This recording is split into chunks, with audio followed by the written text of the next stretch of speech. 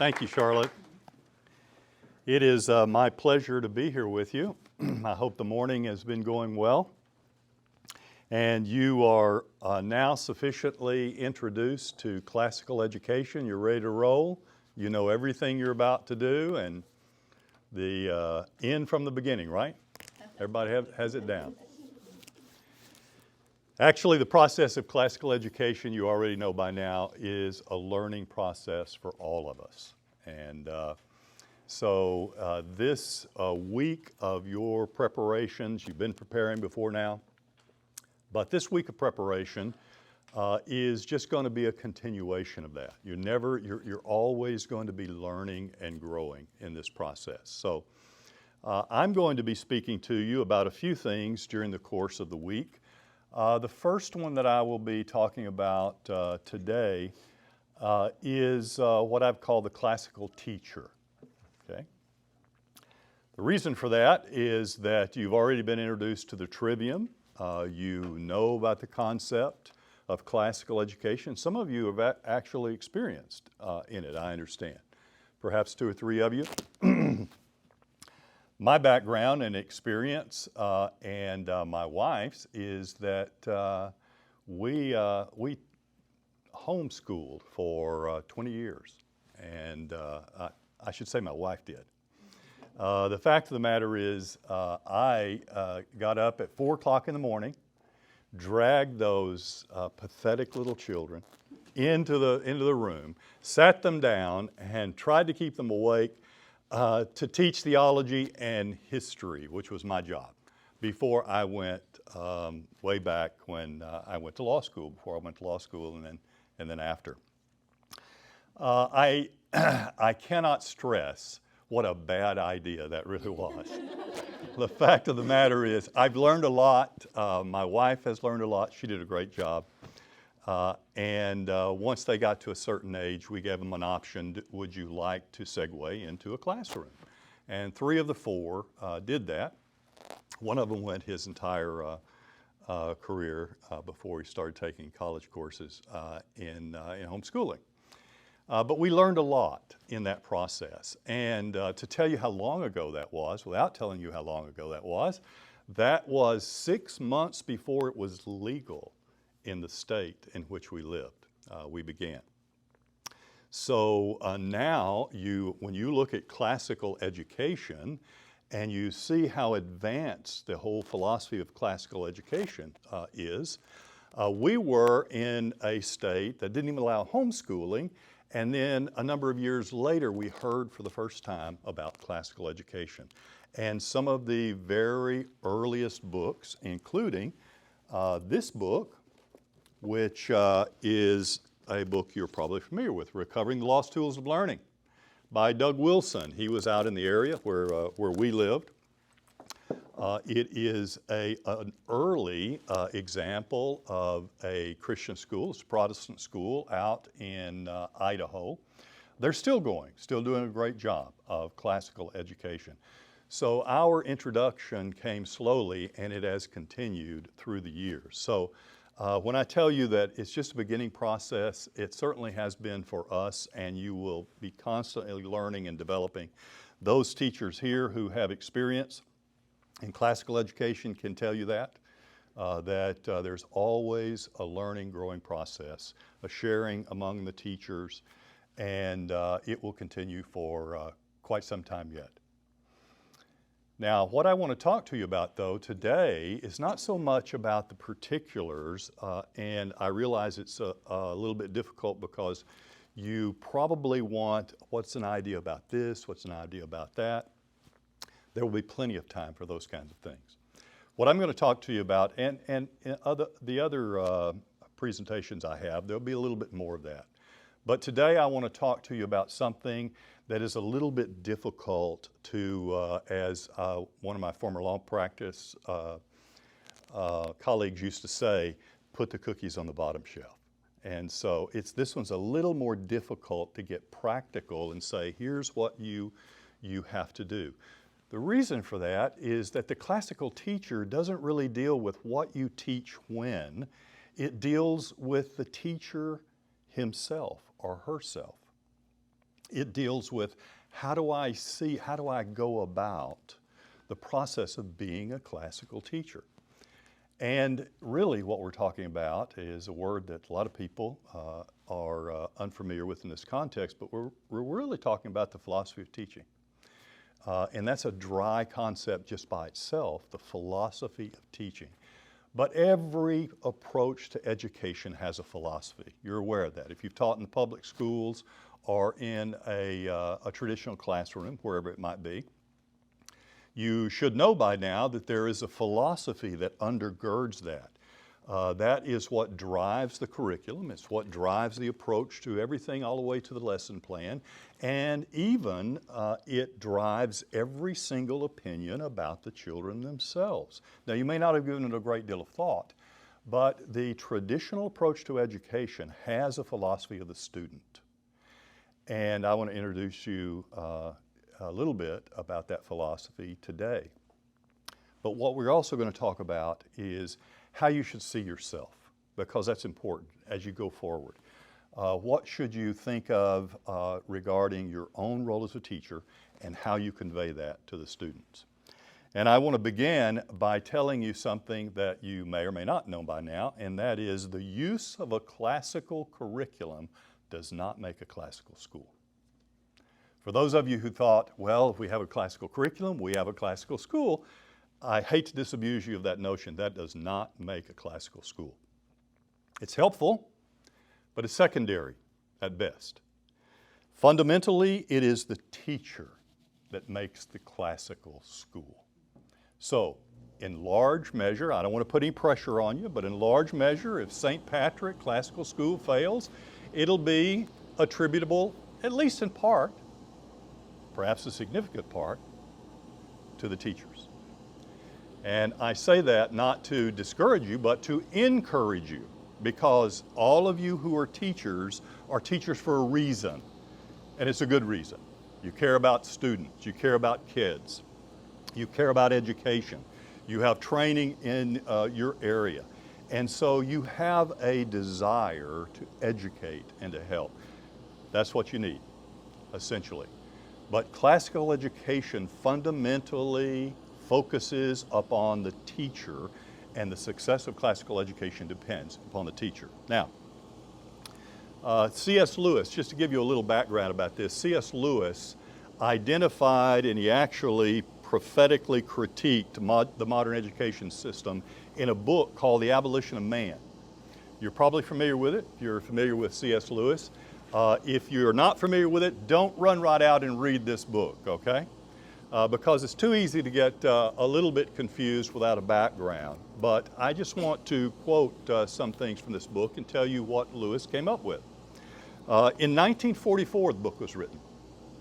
And what he did is he was troubled about what he saw taking place in modern education. He saw it as a shift in worldview, a change in the way the world was viewed and in the way that world view was being transmitted to students. In that book, in this book, C.S. Lewis identified the shift in worldview in education that he was referring to and concerned about. He said that it will lead to an educational system that will produce men without chess. Now, we don't really need to go into all that. That's why I'm saying all the details of that. But he was concerned, and what he was concerned with is he believed that the modern education system would take the students and it would essentially develop them into a materialistic, I don't mean money and possessions, I mean nothing but matter. That they would just be matter, and they would be mechanistic, that the modern educational system was moving towards sort of like a welding school, a foundry, and the kids would just be part of a big machine. And so he was disturbed in 1944, where he said that we're looking at a change in this worldview to where students are going to be dried out, bored, and they're going to have everything taken away from them and their sensibilities. And so he likened them as men without chest. He said that there is going to be a time in the future when these students are going to need to be awakened from the slumber of cold, hard vulgarity, whose education has starved their sensibilities and made them, quote, easier prey to the propagandist when he comes. Now, this was in 1944. And he was just familiar with the British educational system. And so he says, you're going in the wrong direction. You're converting these students, these human beings, into nothing but a mechanistic, you put something in here, and over a period of time it comes out the other end here, and they're educated. And he said the grave danger of this is that you're going to end up developing a very hard, a very cold, a very vulgar person. He didn't mean that they were going to be evil or terrible. What he was talking about is their sensibilities were going to be truncated. They were going to be suppressed and oppressed. Now, from his analysis, Lewis came up with a famous quote that you may or may not have heard, but it's a common quote among those who teach classical education, and that is this: the task of the modern educator, that's you, the task of the modern educator is not to cut down jungles, but to irrigate deserts. The right defense against false sentiments is to inculcate just sentiments. So, the title of this, the subtitle, The Classical Teacher, Irrigating Deserts and Awakening Wonder. And that's what I want to talk to you about very briefly. The task of classical education then and now, it was the same back then when Lewis was writing this, and it's the same now, is to irrigate deserts. Not by choosing the right curriculum and standard tests, but by teachers, awakening wonder in the mind of young students that have been technologized, mechanized, and materialized, and they have been done that way so long that there is little left but parched, bored, and they're dry as dust. Now, I don't mean to be attacking children, that's just a fact. I was talking with someone recently, a long-term, very devoted teacher, excellent teacher, public school setting. She did a great job. She taught kindergarten, first grade, loved it, had a wonderful career in it. They had a problem in the school with scheduling, and they had to put her into the 4th grade. This is my neighbor, by the way. I was shocked when she explained this. And they put her into the 4th grade. She said, I retired after that year. I have never had such a bad experience in my entire life. All my years of teaching, I never had such an idea that a 4th grader could be the way that 4th graders were. Now, I did not ask her all that was because I have an idea of a lot of that. The point I want to make to you is that in 4 years, from kindergarten, or about 4 years, first grade, somewhere along in there, to the 4th grade, you had all these little children, as she expressed it, that were wonderful. They'd hang on to you. They loved the teacher. They wanted to hear everything you had to say. They wanted to read. They wanted to speak. They wanted to talk about what they were thinking and what they were reading. And they went to the 4th grade, and all they were interested in were iPhones. All they were interested in was, you're boring me. And all they were interested in was causing problems. This is according to her. I've never taught in that context. This is according to her. So she retired. And this is what Lewis was getting at, that if you're not careful, the undeclared curriculum and approach to education in school is going to render men without chests. And what he was referring to here is that we're going to reach the point where they no longer have that strong vigor. When he uses men, of course, he uses it for mankind. But they no longer have that strength of virtue and character. And what's going to happen is we're still going to call on them to do what's right, but they don't have the ability anymore. And by the way, that's happening everywhere today. You see it? Do you see it happening where There is everywhere. People will say, it's on the news everywhere. I don't watch the news, but I hear this. But that it's on there that people ought to do better. They ought to behave. They ought not to steal. They ought not to attack other people. They ought not to engage in assault. They ought not to lie, to steal, to cheat. What Lewis was saying is that if you continue this approach to education, you're still going to expect people to do that, but you're going to take away from them the ability to do it because their moral foundation, their chess, their virtue is no longer instilled in them. In fact, what happens instead of this is that you're going to make them bored, mechanized, technologized. He didn't use the word technologized, but that's added in the last several years. And they're going to have an inability to do all the things they're expected to do, not to lie, not to steal, not to cheat, but they're not going to have the chess for it. That was Lewis' concern. So the task of the classical teacher, it's important to know, is that the classical teacher comes into the modern world and views this modern carnage and begins to irrigate deserts. That's your task, in simple terms. I know that is a little abstract, but that's the way we have to discuss this particular issue. You can always go deeper later. The task of the teacher is not just to lecture. The task of the teacher is not just to say, read this book and take this test. The task of the teacher is to come up on an educational system where there's a lot of carnage. Bodies are lying all around, and to begin to irrigate deserts. That's your task. So what does all that mean? What's involved in that? Now, this irrigating the deserts is done by inculcating in these young souls what Lewis called just sentiments in the place of false sentiments. Now, I've got to unpack this just a little bit so that you won't misunderstand.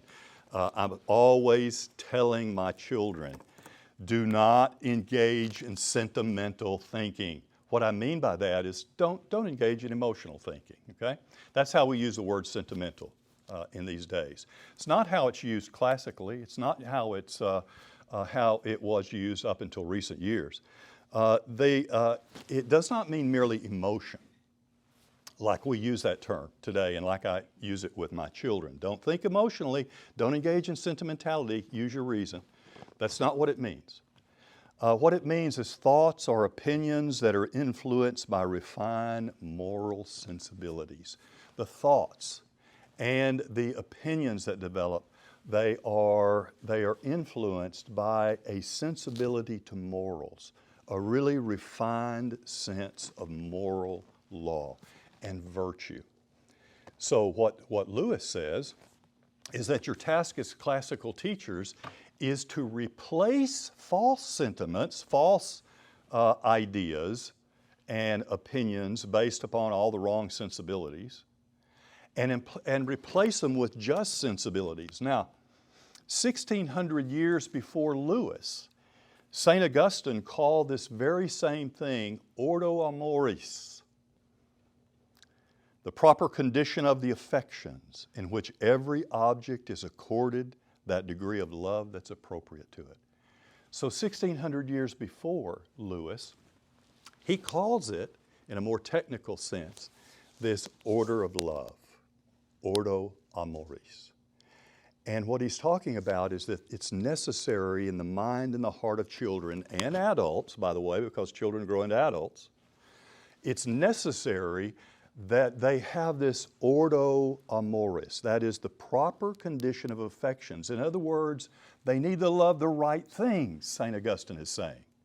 Your affections have to be ordered, and many of the problems in the world today happen because our children and we ourselves, we love the wrong things. And so St. Augustine is saying that this ordo amoris is the process or the condition in which our affections, they are given to what they ought to be given to in the proper degree based upon how important they are. But it doesn't stop there. even before St. Augustine, who wrote those words about 400 AD, somewhere along in there.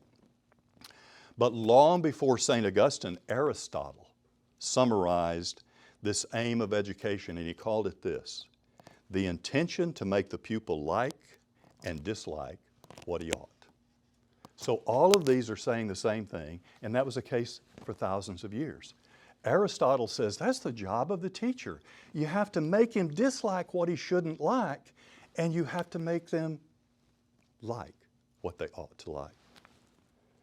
Now, slowly but surely, the teacher awakens this wonder and works with students by irrigating the deserts, by guiding the student in a genuinely rational movement of the mind toward fresh knowledge. That is the knowledge of what is true, of what is good, and of what is beautiful. So the task of the teacher, philosophically, is to guide that mind, that rational movement. You can see its stages. You can see what happens. That's why the classical approach to education is as it is.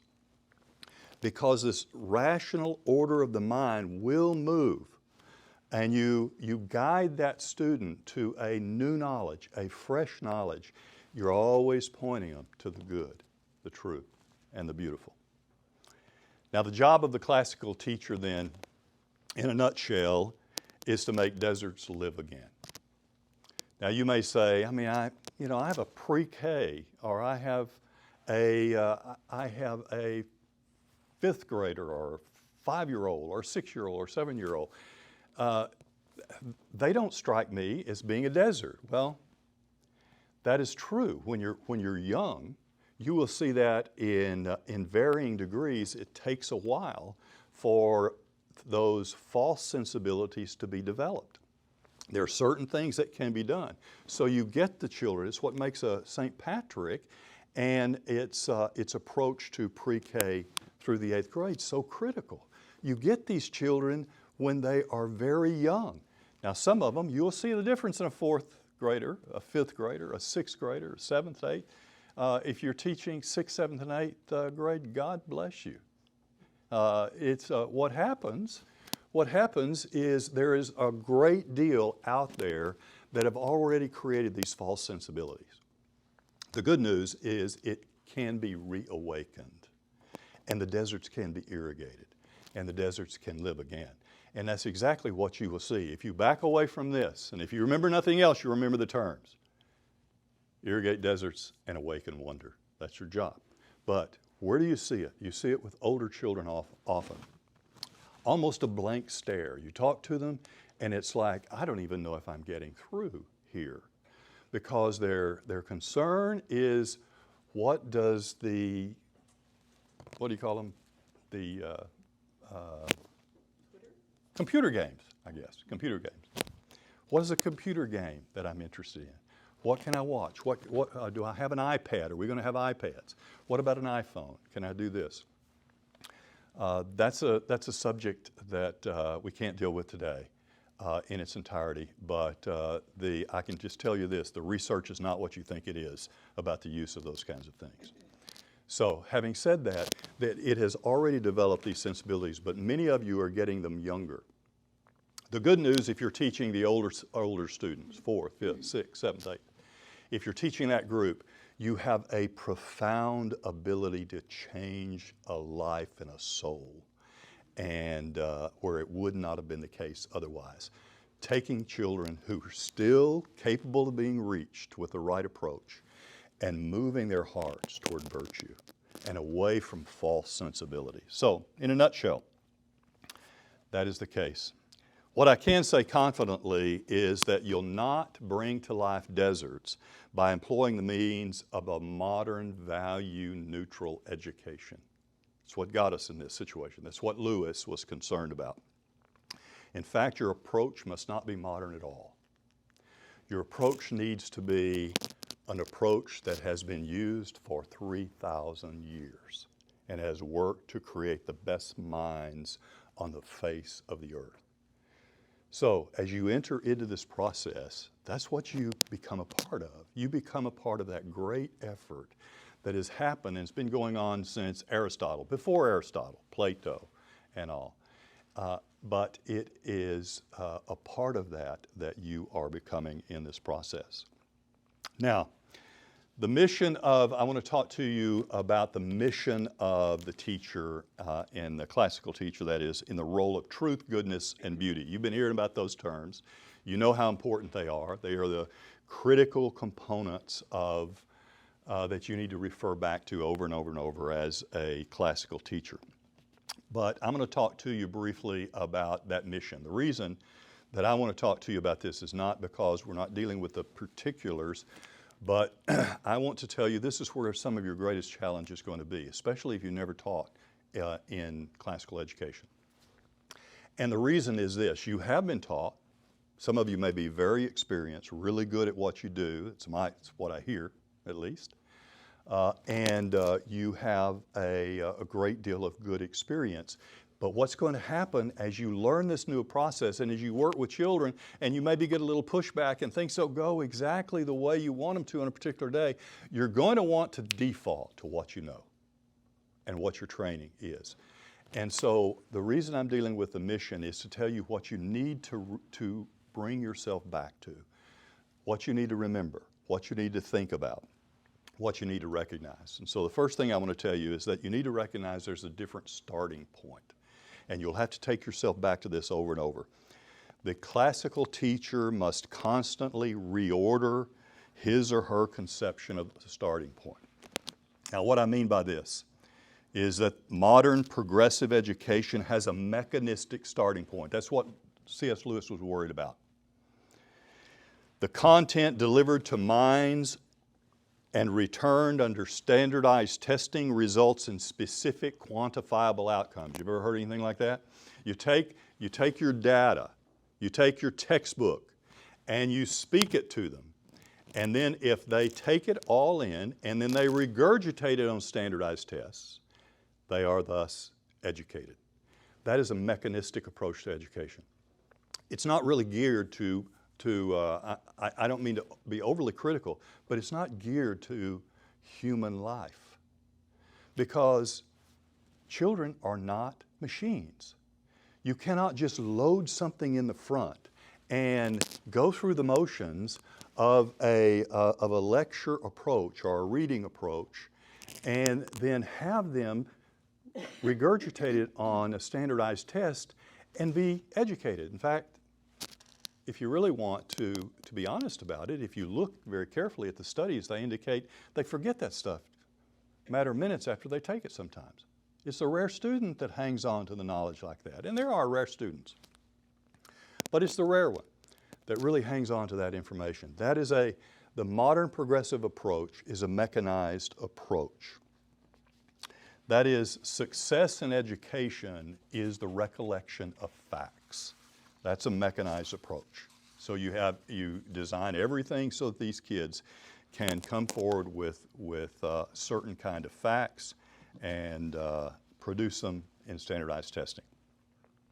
Now, classical education has a different starting point, and you've got to tell yourself when you have a tendency to want to default, well, I've got to get through this material. I've got to lecture on this material. And if they don't get this material, they're not going to be able to do this. They're not going to be educated. Don't fall into that trap. Remind yourself there's a different starting point. Humans are body and soul. So these little children you're working with are not a machine. They are body and soul, roughly corresponding to intellect and will. And true education begins with a proper formation of the soul toward God. So that's where it all begins. That's the philosophy that I was referring to. In most traditional education, it's mechanistic, material, and unfortunately, it's relative. In classical education, it's not. It looks as these little souls. These children are made up of body and soul. And in fact, we have to begin by ordering that soul rightly toward God. That is the first step toward education. So education is a soul and intellect that's rightly ordered toward God. So you'll have to remind yourself that. You'll have to go back to it. You'll have to tell yourself that time and again. Remember the starting point. Second thing I want to mention about the mission is this. Not only should you recognize that different starting point, but you need to understand that truth, goodness, and beauty are transcendentals that draw a soul into an encounter with God. Now I'm going to unpack that a little bit and explain it. But it's important to understand that because you've heard those words. What do they mean? Well, they're transcendentals that draw a soul into an encounter with God. Transcendentals are qualities that are common to all things because God creates all things for His purposes. So, transcendentals are certain principles, they're qualities, and those qualities God creates because He has created all things for His purposes. He makes them common to all these things. Truth, beauty, and goodness are three transcendentals. They're qualities, they're common to all things because God made them. I want to read to you very briefly. I'm going to restrict this to just a little. But I want to read to you a paragraph from St. Augustine's Confessions. You're all familiar with St. Augustine's Confessions. This, by the way, is a translation I recommend. There's so many translations. I think I have all of them. But this is a translation that's a more modern one. In fact, this is the Penguin Classic series. I have this in hardback as well. But I usually recommend this because it's inexpensive and people can grab it. Still in print.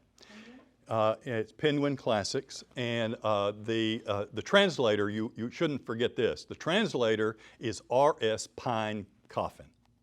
Okay? I mean, would you change your name or what? But he was an English clergyman, I think.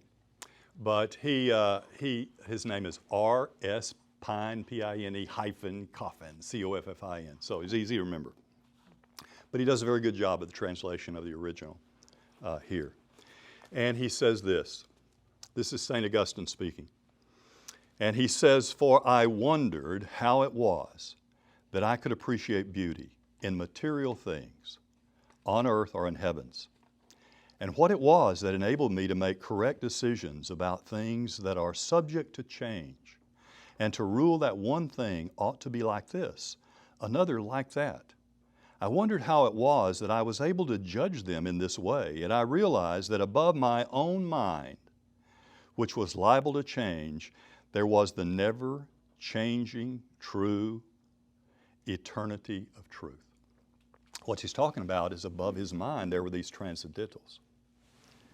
"So step by step," he says, "my thoughts moved from the consideration of material things to the soul, which perceives things through the senses of the body, and then to the soul's inner power, to which the bodily senses communicate external facts." Now, if you're not familiar with reading St. Augustine, it may take a little while, and I recommend that you do read it. I read this book annually for many, many years. But what he's saying here is that he wondered, not very many people wonder like St. Augustine did. I mean, he thought through everything. And so he said, I began to wonder how it was that I could appreciate beauty in material things, and from that beauty in material things, I could draw conclusions in my soul. My soul could be moved. And so that my sensibilities developed. He called it my soul's inner power. And so he began to think that, and he says it's step by step. My thoughts were moved from the consideration of material things to the soul. And that's what happens. Through the material, and this is important for the philosophy of classical education, we reach the soul by the material things, the looking at those material things and interacting about those things. So transcendentals are these qualities. God has placed them there. And so what happens is when we begin to look at the material things and we begin to ask questions and draw conclusions, God directs those qualities, those particular qualities as we look at them in things. If we look at the beautiful in a sunset, or the beautiful in a sunrise, or the Grand Canyon, and we talk to our students about that. What happens in the students is they begin to move from the material to the inner soul, and they draw conclusions, and it teaches them things about the eternal power of truth, beauty, and goodness. So these qualities are, if you've wondered, what about this truth, goodness, and beauty? They're qualities that God has made in order to help us move from the material to the soul. So, remember this. Beauty or truth or goodness, but I'm using beauty in this context. Beauty, because that's what Augustine was saying. If you break down what he's saying that beauty serves the indispensable role of momentum toward God, a gravitational pull that draws the soul onward toward the true and the good. So what happens is those transcendentals, you may wonder, well, how will they all work? They work like a gravitational pull. So what happens as you introduce these students to the true, the good, the beautiful, the really good things, what happens is almost supernaturally, but it's a quality that God's put in all of us, and He moves this gravitational pull from the true, the good, and the beautiful in their soul toward God.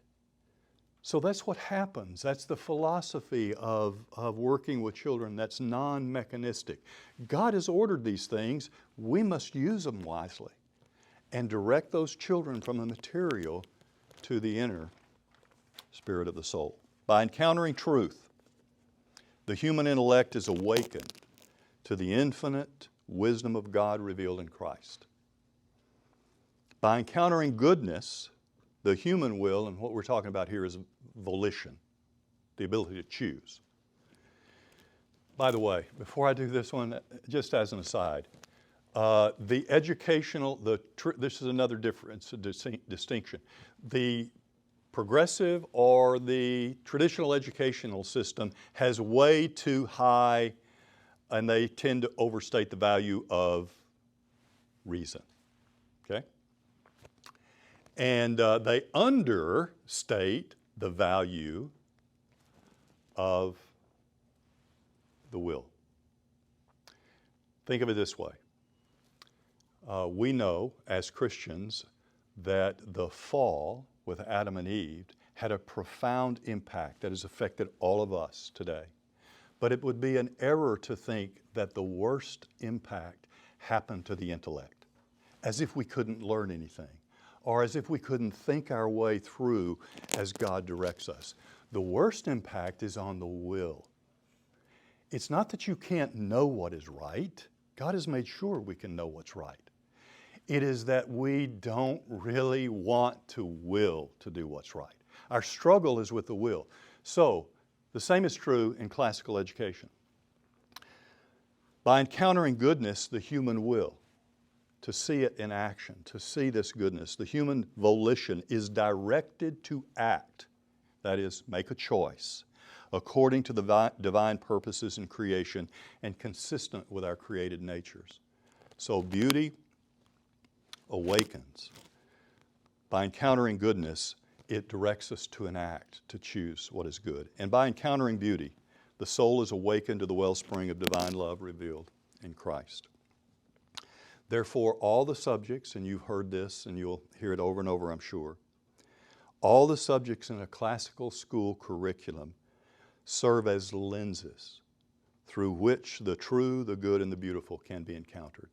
So, if you're working on math, the question is, how do I use math as a lens to point them to the true, the good, and the beautiful? If it's literature, how do I use this book and this author to direct them toward the true and the good and the beautiful so that they see through the book, they see through the math, they see through the science to the creative power of God. So they're lenses through which the children are taught and directed. Now, the third thing, and this is the last thing, but I want to mention a couple of things about it, on the mission. The third is, the first you have to recognize. The second is you have to understand the true, the good, and the beautiful transcendentals. And the third thing is you have to realize that the fundamental task of the classical teacher is to teach the soul to detach itself from false things and to attach to true things. So there's a two-part work. You're constantly working. With these little ones, you have other struggles, but that's not one of them. You can really help direct them into these attachments to true things. As they get a little bit older, it's harder and harder in this world to do it. In fact, you have to do a lot of work about where you teach them to detach from the things that are bad for them, and then to attach to the things that are true. So the skill of a teacher working with older kids, and it's true, all of you have to have different skills, and you have to focus on what is age appropriate to my children, and you have to work on those skills. But the skills are very different, and they, in some respects, for those who work with the older kids, because you really have to get a way of helping them to understand how to detach from the things that are false and to attach to the things that are true. St. Augustine describes it, I've already mentioned, as the ortus amoris, or ordo amoris, the affections, so that every object is accorded to the degree of love appropriate to it. So another way of thinking about your role as a classical teacher is you are developing the affections of these children so that they don't have affections for the things that are bad for them, and they have affections for the things that are. This is another aside. I remember before I was even introduced to classical education, many, many years ago, I remembered we had if you've raised children, you probably have never had a difficult child. But we did. We had 4 of them. And but the first one was particularly challenging in some respects because never saw the inside of a traditional classroom, and he knew every bad song, every bad thing. There was no such thing as email and texting and things like that. No computers at that time, or we didn't have one. And we didn't have a television.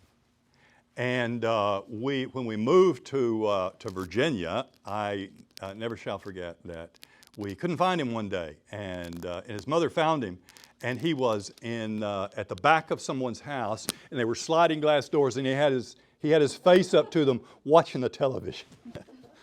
And so now, in hindsight, we made some mistakes.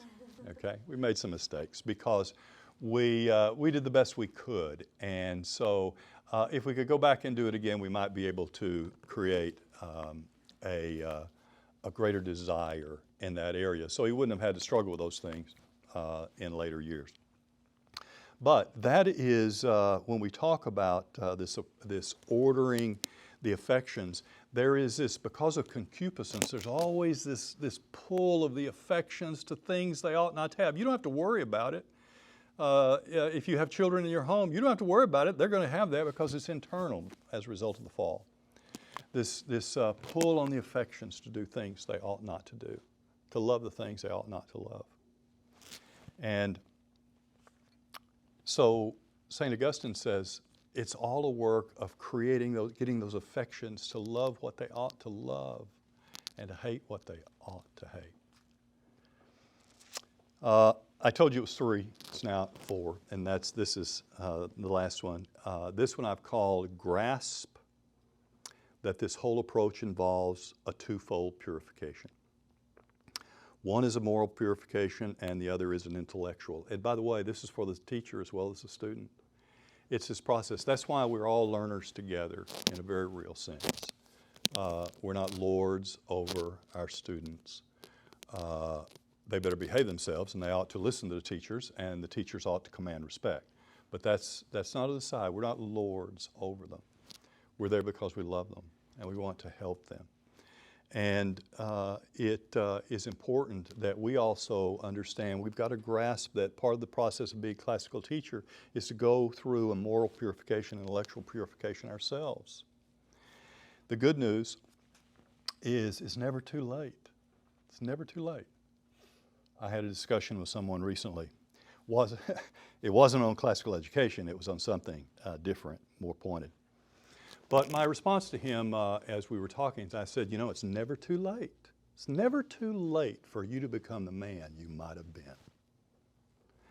And teaching, if you've never been a classical teacher, and this idea of moral purification and intellectual purification and growing intellectually and learning to love learning more ourselves. Many of you may exceed, and I suspect you do, exceed me in all that. But if it is an area where you constantly have to go back and work with yourself, just think of it this way, it's really never too late. It's never too late because these principles are important. You can be, 30 years old and you could be the greatest classical teacher who ever lived because these principles applied properly take us through a moral intellectual purification ourselves. Now the way this is accomplished is twofold, and I think I mentioned them both in your notes. And this is not original with me. This is a constant teaching of classical education, and that is this whole approach of moral and intellectual purification happens and is accomplished in two ways. One is called the redemption of the senses on the one hand, and the cultivation of the moral imagination on the other hand. Briefly, redemption of the senses. What this means is redirecting the senses away from the carnal and the sensual and toward the eternally good, true, and beautiful. If we put it on paper, it's pretty simple. The redemption of the senses is we're constantly doing this. I've been undergoing it myself in a particular area. I undergo it all the time.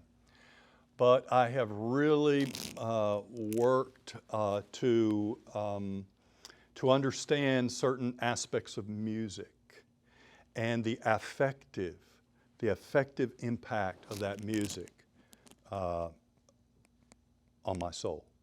And so I've been undergoing this very, very thing of redirecting my senses away from my thought about music. I don't like this, I don't like that. And to try to understand and to direct it more toward the eternally true, good, and beautiful. By the way, this is an aside too. Good music never appeals to emotion. It never moves you to emotion. If you're listening to music and the first thought is emotion, it's not good music. Now, when I'm not saying you should never listen to George Strait, okay? I'm in Texas after all. I'm saying that as a principle, good music does not move the emotions first. It moves us to contemplation. There's a difference. So it does not move to emotion, but it moves to contemplation, reflection, deep thinking about the important and the true, the good, and the beautiful things of life. So things like, if we're talking about redeeming the senses, you've heard your headmistress, you've heard Father Denzel and others mention this whole thing about how the aesthetics of the school affect this. This is where it falls into. This whole idea of the redemption of the senses. It's what's called educational aesthetics. That is the surroundings, the fine arts, the music. In learning, the human mind cannot be separated from the body. This is what you need to remember. The body cannot be separated from the mind in learning. Anytime you try to do that, you're going to end up with a desert. The senses, we learn in and as our bodies. That's the only way you learn. You're not a brain sitting over in the corner, okay? You are a human being, body and soul. And so you learn in your body and you learn with your body. So you have to keep the students in touch with reality, the reality around them. Worst thing you can do is keep a student, especially when they're young, sitting in a seat in a classroom all day long saying, be still, when God's saying, move, move. It's a bad thing to do because what they are wanting to do, these transcendentals are saying, put me in touch with reality. Let me touch the dirt. Let me see the sky. Let me see the leaves, because I can move from those material things to my soul. So staying in touch with reality. And you can see this again as well. The problem in the world today with all those glassy-eyed kids as they get older is because they have lost complete touch with reality. And you can now see what that does to a country, because we've experienced it since 2020. A complete severing of rational thought, a loss from any touch with reality. It's a frightening thought, actually. So what happens with the children is everything they're given tells them that it's not real. It's not real. The grass isn't real. The shooting on the video is not real. The computer games where I see how many zombies I can kill, it's not real. Well, neither is the shooting up the malls after a while. It's not real. Everything is false. Everything is meaningless because there's no touch with reality. There's a very slow movement, a very slow but short movement from the idea that there is no reality to then I am free to do whatever comes to mind. So that's what's happening in the culture around us. So educational aesthetics are important in that sense. And let me just mention an aside for those, probably everyone's not a Catholic, but Catholics here will understand what I'm talking about. This is particularly true in the church today with respect to formation. We need to have a full orbed understanding of the tradition that we learn in and with our bodies, so that our children learn because they have the fullness of tradition around them, including when do I kneel, when do I genuflect, when do I cross myself. What is important? The reason is because that's the way we learn. Because those external things we practice with our body they move our souls to understand what is going on. And that's so critical. The more you move away from the sacred tradition of 2,000 years of practices, the worse the intellectual response is going to be to the people in the pews. For example, our bishop, God bless him, was particularly concerned in the last few years with a lack of understanding. He came to see this, was awakened to this idea of young people. I believe it was in a school, or no, it was perhaps a confirmation, where, if I recall the story, the bishop was shocked as he asked questions about the real presence of Christ in the Eucharist. And he was asking him, and he asked a young man, I think it was a young man, what does that mean? And he said something to the effect of, you got me, I don't know. So the bishop was moved, and rightly so, to begin a process of training in the real presence of Christ in the Eucharist. Very good, very admirable, very necessary.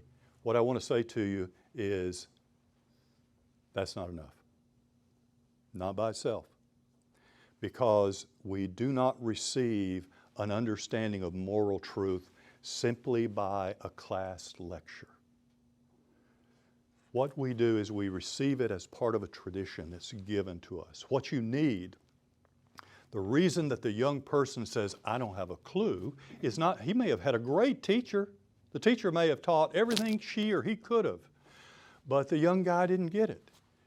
The reason that he said something like that is because I would venture to guarantee you that when he walks into a parish, the first thing that he doesn't do is fall to his knees and genuflect and cross himself. I guarantee you that's not the case. He probably doesn't know that when the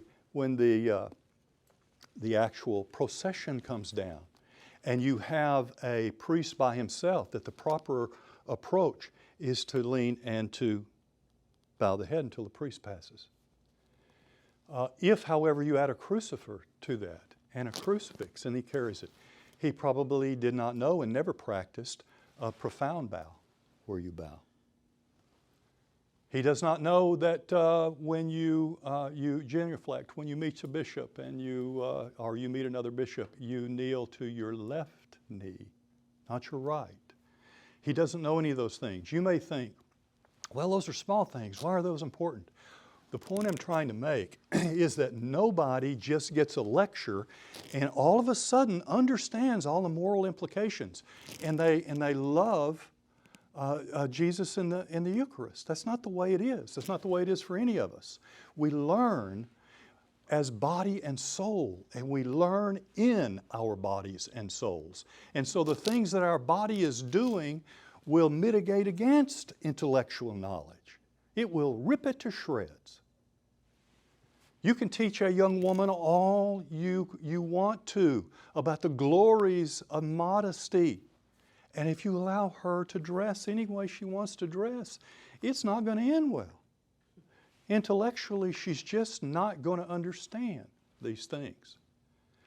So, I think I got off the track, but I'll get back on. Okay? We're dealing with redemption of the senses. You've got to move them away from the things that are bad for them, and it has to be body and soul. It has to be body with a soul. The last is the cultivation of moral imagination. This is a little more difficult to explain, but it's very important. And I describe it like this.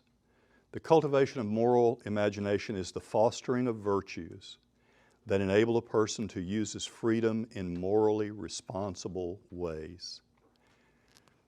And this is what I just referred to. Mere instruction in morality cannot do this. Not by itself.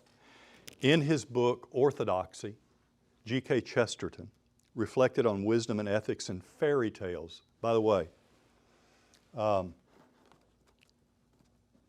if you're not reading fairy tales and if you're not reading to the children, I'll talk about this more when we talk about integration, especially you teachers with the younger children. You have to get in touch with the great fairy tales, okay? G.K. Chesterton, one of the best minds the world's ever known, ever produced. He says this. He says he was reflecting on this wisdom and ethics and fairy tales, and he says, I am concerned with a certain way of looking at life, which was created in me by the fairy tales, but has since been meekly ratified by mere facts. You know what he's saying? He's saying on my mother's knee or my father's knee, I was read these wonderful, incredible fairy tales. And later I read the fairy tales and they created in me these profound sensibilities, and they were later ratified as I got older. I moved in my thinking to how this applied to life, and they were all ratified. Everything I read, you could say, I think there's a book out, Everything I Know I Learned in Kindergarten or something like that. I haven't read the book. But it's probably true that any moral formation you really need as a child you can get from the fairy tales, okay? Properly understood. And if you get the fairy tales that were originally written, not the ones that have been bowdlerized, okay? They've been changed by some editor because they didn't like something in them. So what he's getting at is he identified this way of looking at life as moral imagination. That's where the term, to my knowledge, that's where it first started, and it's used in classical education all the time now. He refers to this way of looking at the world as moral imagination. Our modern culture and educational approach provides countless opportunities for students' imaginations to be exercised. You know it? Much of that is undesirable at best. I remember when our daughter was very bright. Our daughter said, okay, I think I would segue about in grade 10 into high school. We moved to a new location, so she thought, I can meet friends, so I think I'll go into a classroom. So she goes into a school classroom, and she was placed in AP class, all her classes. The only thing is, this will be relevant for the reason that I'll mention here in a moment. Not because she was particularly smart, though she's smart enough. They just put her in all those. She comes from homeschooling, they put her in all the AP classes. It was a month or two, maybe longer, and I should have been paying more attention, but she comes in and she's complaining, and she tells me that in her history class, all we do is watch movies. And I said, I'm thinking, well, probably some kind of instruction. She said, no, Dad, they're Hollywood movies. They're just movies.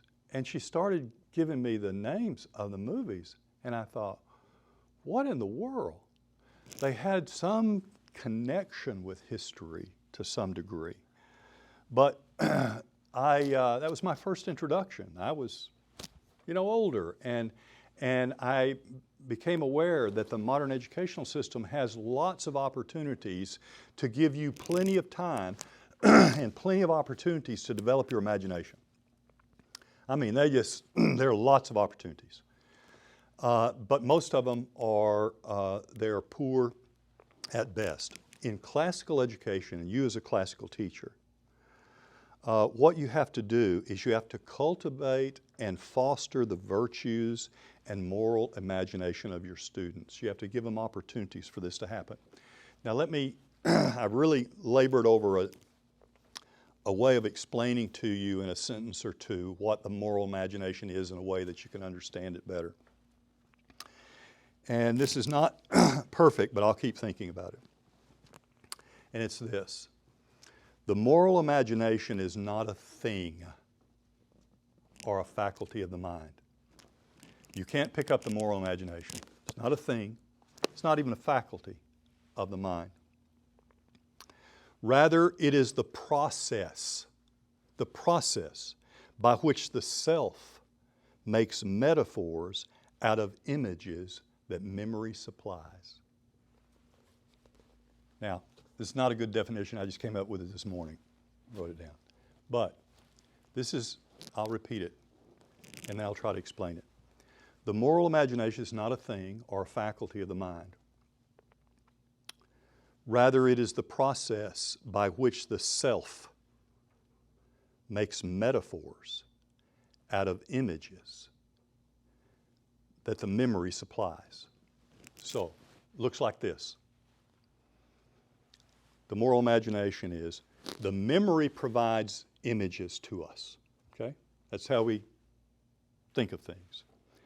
The moral imagination converts, it's a process. And the moral imagination converts those images into a metaphor.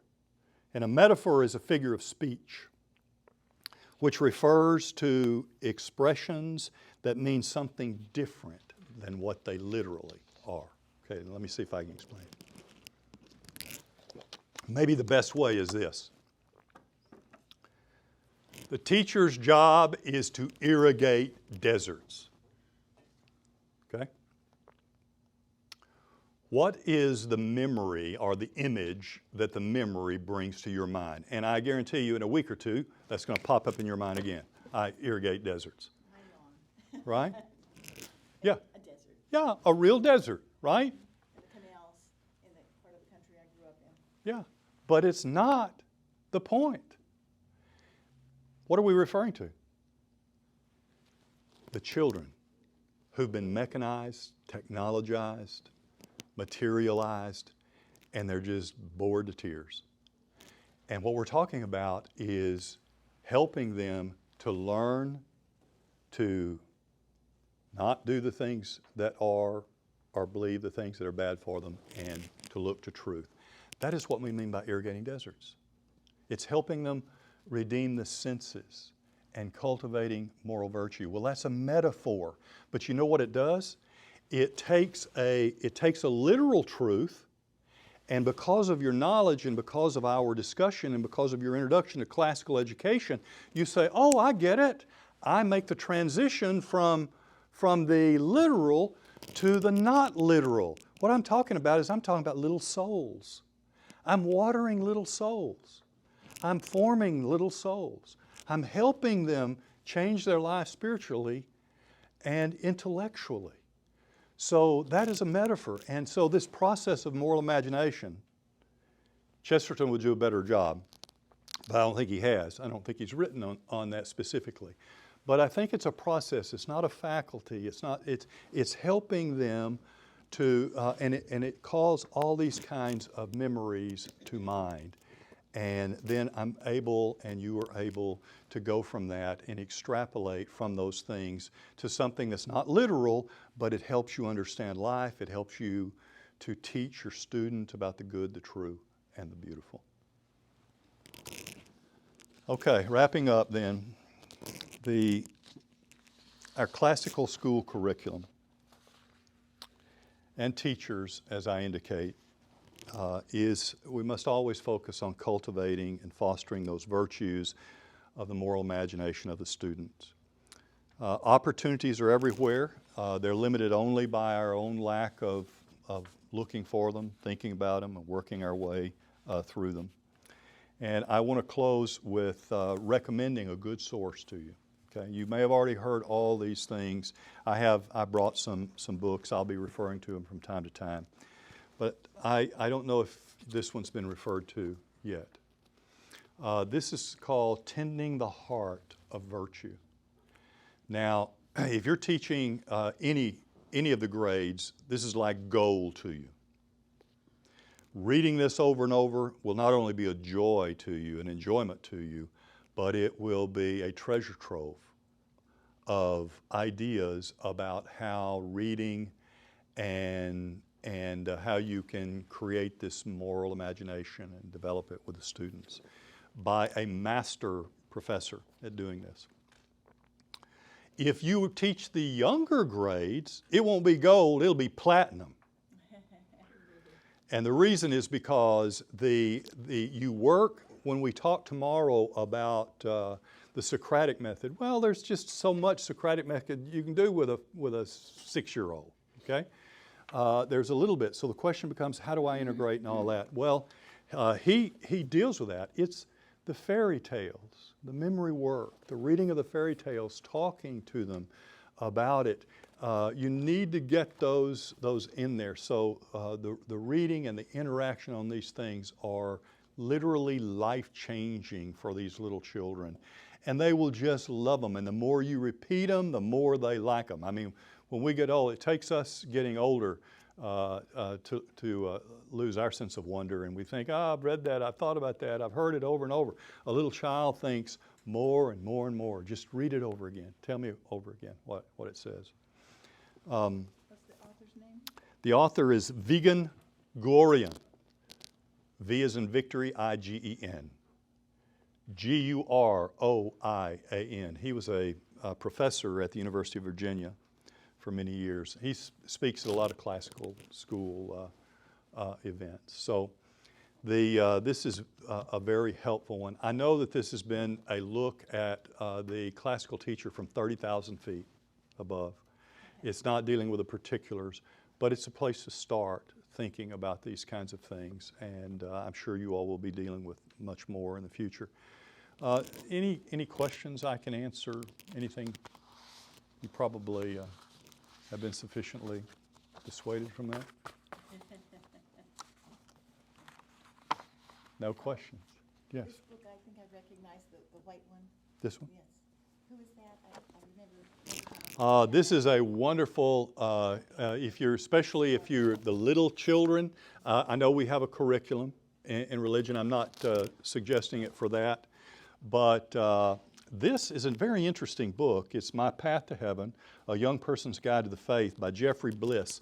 He was a Jesuit, died in 1952, wrote an incredible little book. And it has 12 chapters, I think, 12 chapters, and it follows the St. Ignatius approach. And what he does is he has a picture. It's on various subjects. But he starts with a picture. And then, I was made for God. And he goes, a young boy at the bottom of the picture is supposed to be just, made, or created by God. And he goes into this. So it'd be an excellent source. And a lot of these things I have is just suggestions for the kinds of things you might look for.